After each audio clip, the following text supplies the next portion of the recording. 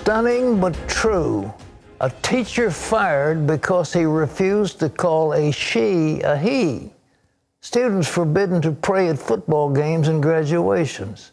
Teens assaulted for wearing Make America Great Again hats. All this and more happening right here in the USA. The question, where will it ultimately lead? Peter Vlaming was a well-liked French teacher in a Virginia public school. Then, his refusal to call a ninth-grade student who transitioned from female to male by the student's new preferred pronoun he led to his firing.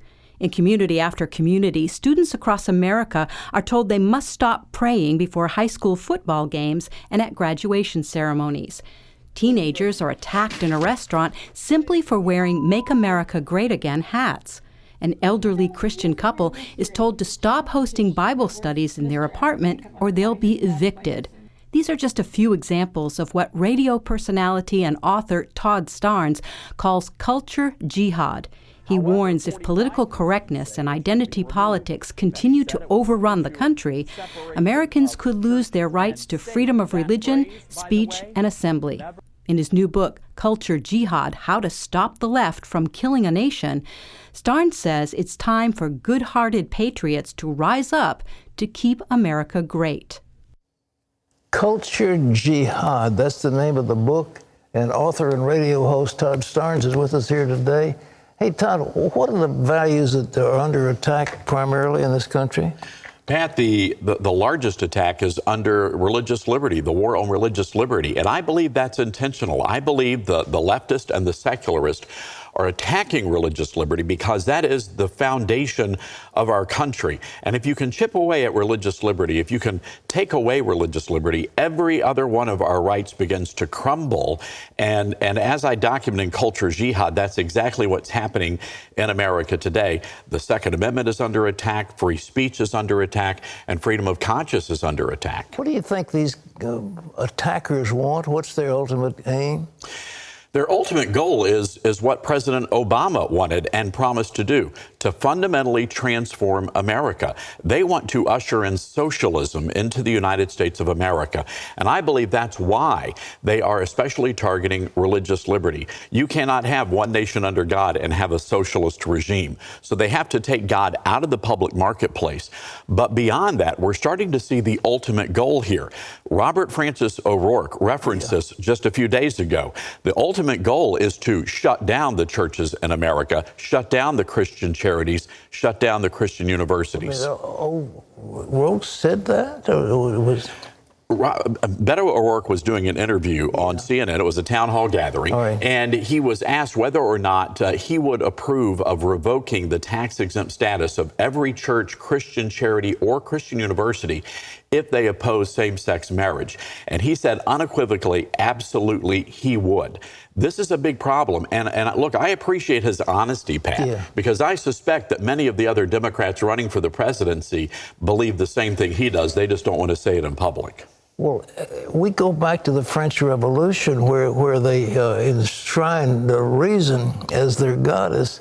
And that brought on communism and it brought on the terror, the awful things that happened in France. They began to kill each other. They lost respect for human life. And look at where we are now. There are some Democrats out there who are advocating killing children just moments after they've been born. There is no respect for life in America. We have a governor of Virginia who said as much. And the bigger problem here is not necessarily the secularist or the leftist, Pat. It's the church in America. And we provide surveys and statistics that show many American pastors just do not want to engage the culture. They do not want to talk about these issues from the pulpit because they don't want to offend people. We've got to engage. We're supposed to be salt and light, Pat. Unfortunately, many of our churches in America are on a sodium-free diet these days. You know, there was something called the Johnson Amendment, and President Trump is the first one I've ever heard who even mentioned it. But that put the clamps on some people to talk about political matters. But actually, they have taken the church's religious stand and made it a political issue. They have, and it's again, right is wrong, wrong is right. Yeah. They have literally turned our values upside down. And I tell a story in the book about the early days of our country. They were having a hard time finding an army to fight the British to secure our freedom. Yeah. And there was a guy by the name of Oliver Hart, a pastor in Charleston, South Carolina, who was preaching about politics, freedom and liberty from the pulpit. They asked him to take that message into the countryside, and he helped round up the army to fight the British. And I think it's interesting, when it came time to fight for our freedom in America, our founding fathers came to the church house first. But the churches are not, they're muzzled. It's amazing. They're so afraid of losing their tax-exempt status. Well, you're absolutely right. And so my book, I'm from the Deep South originally, and we have something called a hellfire and brimstone sermon at revival time. That's what this book is to the American church. We've got to wake up and take a stand. The president quoted the leading Baptist pastor about us on the edge of civil war. Do you think that's what's happening? Absolutely, I do, Pat. And I wrote about that in the book. Yeah. I'm very concerned about where we're going right now in America. And I believe that we have to take a stand. We cannot allow the secularists and the leftists to divide us. And that's what they're trying to do. They're trying to divide us along racial lines, gender lines, socioeconomic lines. And we just can't let that happen. It's horrible to contemplate that this great nation would be sliding.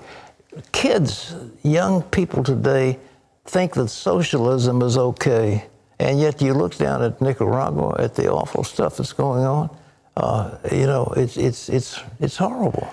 And you just touched on a big problem. It's our nation's public education system. Yeah. They have been turned into radical indoctrination centers for the left. I'm not saying every school in America, but a good many have. And that is the engine that's driving this social change. I have a chapter in the book called Reading, Writing, and Radicals that exposes and explains what's going on in our public school classrooms. Well, John Dewey was an atheist or whatever, but Teachers College at Columbia was the fountainhead of this whole education. And education has been really more anti-American than you could imagine, isn't it? It's a breeding ground. And that's where young people, we have surveys that show Generation Z and Millennials are embracing socialism. And the reason why is that's what they're being taught in the public school classroom. And unfortunately, a lot of moms and dads are just so disengaged right now that they have no idea what their kids are being taught. Well, Todd, how do you get your book? Is this out? Is it Amazon? It's in bookstores everywhere, Amazon.com, and of course our website, ToddStarnes.com. Fabulous book, ladies and gentlemen. Culture Jihad. It's time we wake up and realize what's happening. And I thank you for this very informative book. God bless you. Appreciate it.